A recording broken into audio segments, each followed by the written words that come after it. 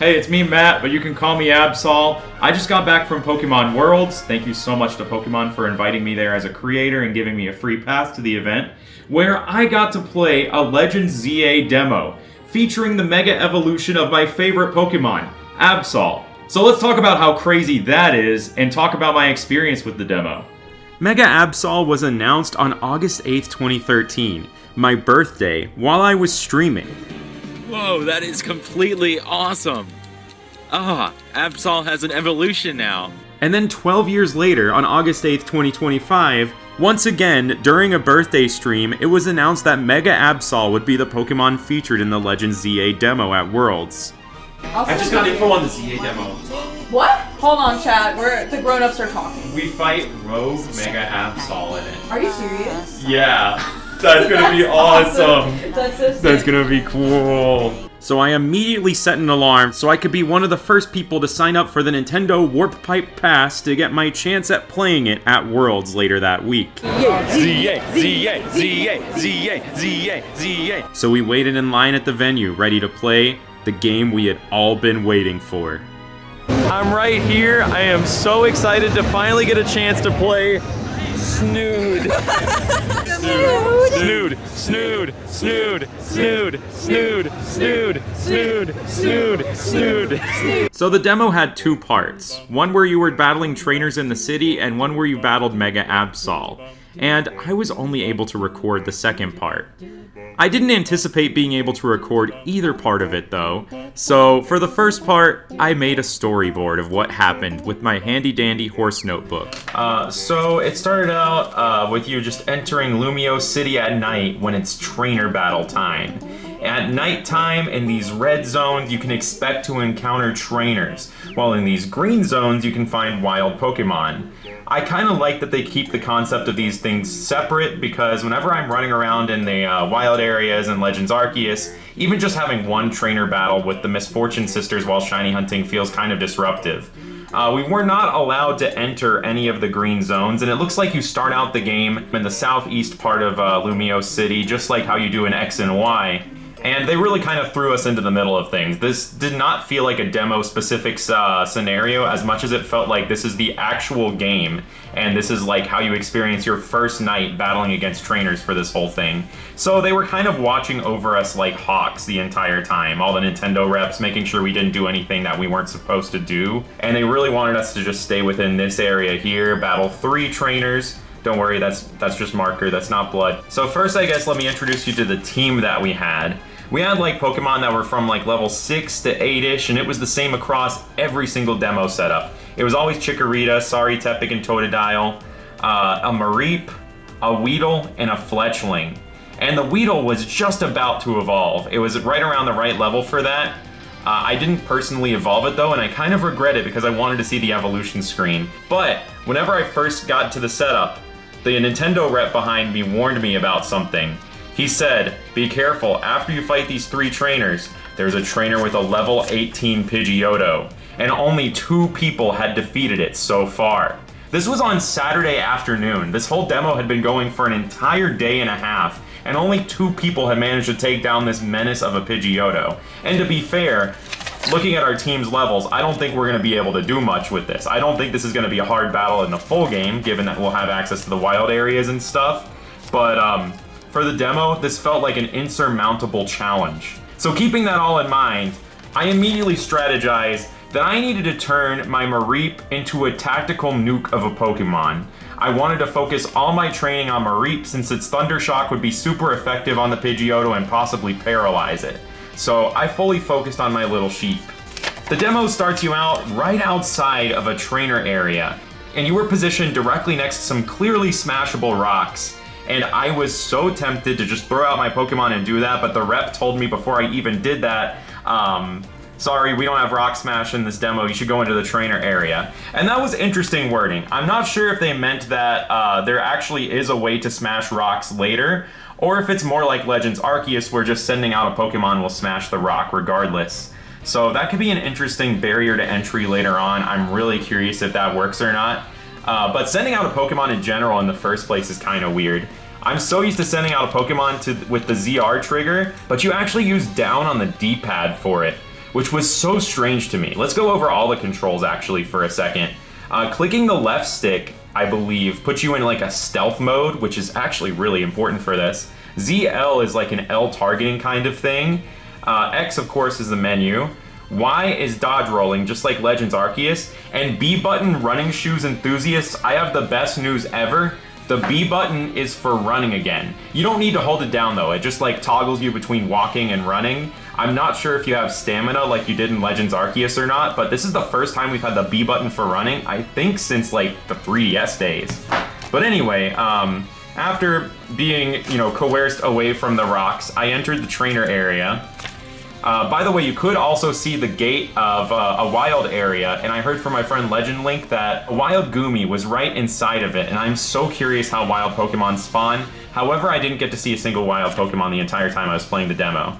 So once you enter the trainer area, it's just a ton of different corridors and alleyways with like dumpsters and stuff, lots of ladders that you can clearly climb, but I don't know if I was allowed to, and I didn't want to cause any trouble because I was really hoping for someone to record the second half of this for me. Every single trainer was like this. They were just kind of rotating in place, which is really funny in a 3D space compared to like the regular top-down spinning trainers. And their Pokemon, like this pathetic little fletchling here, would just kind of stand there and look.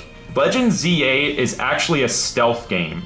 You want to try and sneak up on the Pokemon while the trainer is staring at the wall. If the trainer spots you, that's when the battle initiates. Unfortunately though, I am really bad at this stealth section, and in the 10 minutes of playing the demo, I did not perfect any of it. So I need to get better. Because every time I was spotted, the opponent actually got the advantage, even with their pathetic little pet fletchling, and managed to get an attack off on me first. So you want to be really careful and stealthy with this, especially if you want a chance at taking down stuff like that level 18 Pidgeotto earlier. I didn't struggle with any of these battles though. I would just use the ZL button to like L target the Pokemon. I didn't even realize that you needed to disengage that to start running around and dodging attacks and stuff, because I was just matching attacks with my Pokemon with the real-time system and knocking them out in just a couple hits, because I was just using whatever was super effective with my Mareep. It was pretty easy at that point. And throughout this entire thing, you have Naveen and Lita giving you tutorials, and you're required to talk to them. It was cool to see them, though. I imagine this is just part of the story where they're showing you the ropes of how this nighttime system works. And throughout my whole journey, there were a lot of random sparkling items on the ground, and I was most interested in the experience candy to power up my sheep. I got it to like level 10 or 11 before I defeated all 3 trainers. And once you defeat all 3 of them, and I didn't sneak up on any of them in the process, I failed, I got a notification that I was eligible to do a rank promotion match from rank Z to rank Y. But it was elsewhere on the map that you had to fast travel to, and they made it very clear they didn't want you to do that. Instead, they wanted you to walk a little bit further, and go up against the Pidgeotto. This is kind of a diagram of what it was like at the setup, by the way. They had Nintendo reps watching every single setup, just making sure you didn't do anything out of the ordinary or go out of bounds or go anywhere you're not supposed to. I pulled up the Pokédex at one point actually, just to kind of look for the research tasks to see what those looked like. And before I even got to do that, the rep just gave me a friendly reminder that I only have 10 minutes on the setup and shouldn't be spending much time in menus, which I think was a clear sign that they didn't want me to do that. So I kind of just only got a brief glimpse of the Pokédex. I did see that there were 60 entries at least though. Bellsprout was number 60. Take that however as you will. I don't think that's useful information at all, but I'm just saying it. Okay, now let's talk about this evil Pidgeotto battle. It's extremely fast. So you'd think with a real-time battle system that the Pokemon speed stat doesn't matter much. It actually does. No matter what, if you're like put in the input to use an attack, you use any of these buttons, like let's say I want to use Thunder Shock. By pressing X, you press X, but it takes a second for your Pokemon to actually use the attack. And with a fast Pokemon like Pidgeotto, it's going to get the priority and use its attack first. So a lot of the time, even if I was extremely quick with pressing the buttons, the Pidgeotto would still attack me first. And as far as dodging goes, I don't think I had the time to dodge some of these attacks after sending out my Pokemon. It was like that instant from the Pidgeotto. So I don't know if this is something that you can win purely through reaction time and skill. You have to have stronger Pokemon for it. This Pidgeotto also had a crazy moveset. It had super effective flying moves on both Chikorita and Weedle, which made them kind of useless, and it used Growl to make the physical attacks from Pokemon like Fletchling weaker. So Mareep really felt like the only viable option for me, and it was maybe only doing like a quarter of the HP damage to this thing. It felt like an insurmountable challenge fighting against this one Pidgeotto. And I just wondered, how is this even possible? How did these two people win? Was there like a secret mechanic or control? And later I heard about one successful attempt actually, and it's something that I wish that I did. Instead of focusing all the time and investments into Mareep, you focus it into Weedle and evolve it into Kakuna, which doesn't sound like a good idea since it's still weak to the flying type moves, but Kakuna has Poison Sting. So if you can fire off a Poison Sting on this Pidgeotto and survive a hit from it, and hopefully have it poison, you can win the entire rest of the battle just off of the poison damage. But this requires also a tremendous amount of luck, even if you have the right strategy, which makes sense as to why like only a couple people were able to take it down. But man, I wish I saw the evolution screen from evolving the Weedle into Kakuna. I heard that it was pretty basic, but I still would have loved to see it. I'm gonna have to wait till the game comes out, I guess. But before I knew it, after 2 attempts versus the Pidgeotto, I saw a little notification in the top left corner that said the software will now be closing, and my time with the first demo setup was just completely done. And they escorted me over to the second Switch setup to battle against the Mega Absol. And thankfully I had a little bit more luck this time. The rep behind me was like, yeah, sure, I'll film it for you, because he noticed I had the Mega Absol plush with me. And let's actually talk about that experience without the storyboard. Though I hope you enjoyed this format, it was fun drawing it. It's pretty hard to hear what's going on most of the time with all the crowd noise here and all the other setups, so I'm going to mostly commentate over this. You can hardly hear the game audio anyway. But get a load of that title screen, it's pretty cool. This section here, you couldn't really open any menus or anything. This felt like a section where you were trailing Zygarde and you were kind of on rails. Kind of like the start of Scarlet and Violet whenever you're following Koraidon or Miraidon through the cave. You could toggle your crouch, but I don't think you could run either. There was a lot of neat dialogue from Emma in the process too, where it seems like we're really chasing this mysterious creature through the city. It felt surreal to explore Lumiose City in this level of detail, chasing after Zygarde for the very first time in Kalos in its 10% form. We're finally getting Pokemon Z. If you notice, I'm picking up some of those sparkling items along the ground. If I remember correctly, I think that's an automatic process. You don't even have to press a button, you just walk over them. And eventually, as Emma's on the chase with us, we reach this building, where somehow Zygarde whisks us up to the top of the building, and I'm still trying to figure out the logic of that. You can see the genuine surprise on my face and, like, just wondering, how did it do that? I'm just like, how did we get up there? I'm about to let some of the footage speak for itself in a little bit, but it's so cool as an X and Y fan to finally see AZ and Emma get more spotlight, and to get a free Mega Lucario to fight a Mega Absol with up here. He's so fast. Here's Absol, let's go. Here's Emma! How did we know her? AZ is so tall.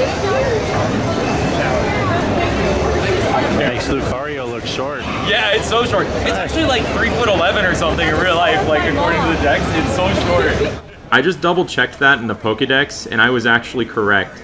Shout out to me for randomly knowing Lucario's height. I also like how it says Groof on the roof. Saying that because I'm on the roof. This also didn't feel like a demo-specific setup and feels like part of the main story, so I'm pretty excited that Mega Absol is so early in. Are they gonna Mega Ball at the same time?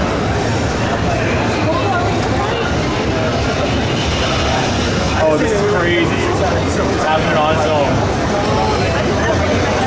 This arena's sick.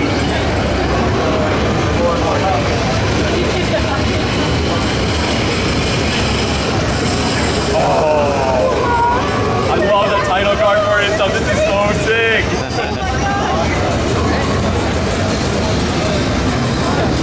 That's awesome. This is gonna be so cool.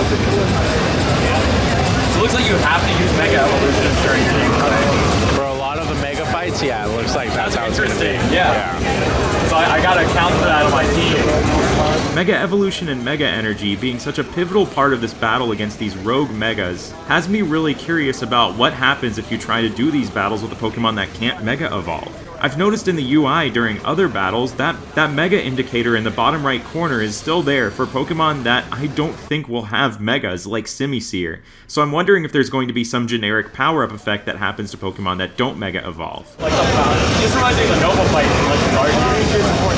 Yeah, it pulls a lot of those mechanics for sure. It's nice, yeah. The auras here. Yeah, I'm a big fan of it. I'm really looking forward to it myself. It feels so smooth, like starting to do the dodging and everything. Yeah. I mostly just spent this fight alternating between Rock Smash and Aura Sphere since they were super effective, collecting the Mega Energy orbs that dropped as I went. I noticed that Aura Sphere would home in on Absol whenever I used it, similar to its effect in the main series where it never misses, unless you're the Staraptor in Bidoof's big stand. Oh, Mega Energy, let's go. Now just for the sake of archiving all the footage that I've got, especially to see if there are any changes before we actually get the game in 2 months, I'm including the rest of this battle. I was kind of just in a fun flow state going around doing stuff. There are probably all sorts of in-battle optimizations and observations that I didn't make in the middle of this, because I guess I wasn't as focused on the battle system, even though that was the main focus of this part of the demo. Going back to the summary screen, a couple other observations I forgot to mention earlier is that I didn't see any spot for ribbons or marks, nor are there any abilities, but there are natures and held items. I'm also not sure if it matters if you as the trainer get hit by the Pokemon. I'm not sure if that counts down on your Lucario's health bar, or if you have a separate health bar like Legends Arceus. It would make sense if that was the case, since trainers' hearts are kind of supposed to be linked to the Pokemon in their Mega forms, and also that the whole concept of dodging in this game seems to be that your Pokemon follows you. So it would be like double penalizing you for getting hit by a move if you were actually taking damage, in a separate fashion from your Pokemon. I think only time will tell with this. There we go. Nice, right in the yellow.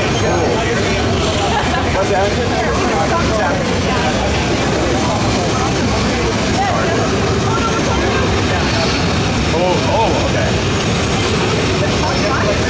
Alright, now I got more Mega power. Go ahead. Black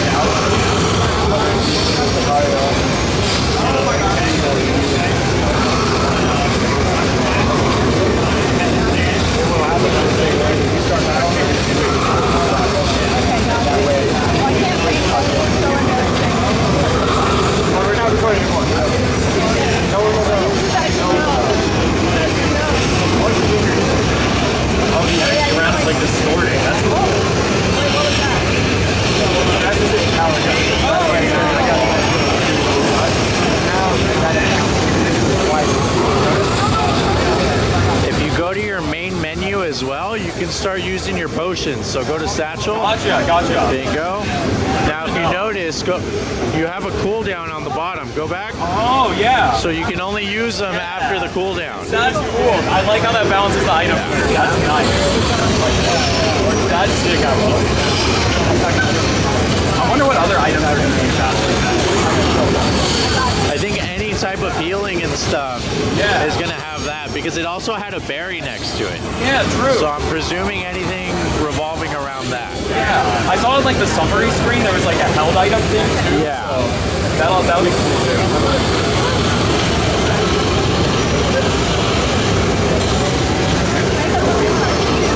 They're gigantic. Yeah, these are like the noble battles from Legends. Now, no thing you have to be worried about.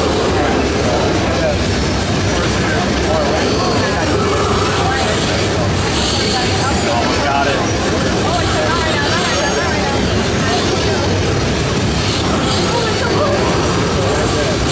There we go, got it. And it is very nice. That was so cool. Yeah. That was genuinely so sick. Oh yeah. You excited for the release? I'm very excited. I can't wait to buy every Mega that Are way. you gonna pre-order or are you gonna buy on the spot? Pre-order, play like as soon as I can. There we go. So excited. That's right. After the camera stopped rolling, I was able to catch the Mega Absol, and that has me very excited for the fact that it's definitely going on my story team pretty early into the game. I'm still very curious to see if you can take Pokemon that can't Mega Evolve into these battles. And I feel like I have more questions than answers about the game now. But I'm super excited for it, and I can't wait to play it, make a movie on it, and hunt for a shiny Mega Absol. Thanks so much for watching this video, and I'll see you next time.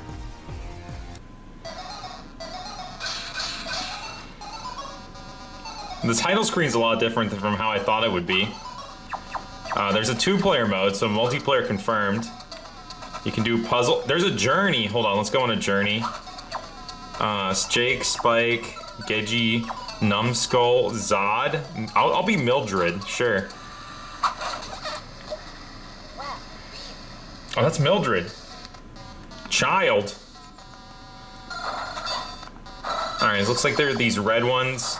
The green ones are like the wild area, where you can find wild Pokemon. I don't know what the blue and yellow zones are. Oh, there's a Mildred. I'm not sure where Mega Absol comes into play here in this game, but I'm confident that if I keep popping Mildreds, I'll find it eventually. This feels very similar to a game I've played before. Might be because it's in the Legends series, so this is very similar to Legends Arceus. There's like an alarm going now. This is scary. Is that like what? Is that the Rogue Mega Evolution alarm? That there's a Rogue Mega in the city? Alright. Oh wait, I won! Oh, I don't think they want me in the menus for too long here.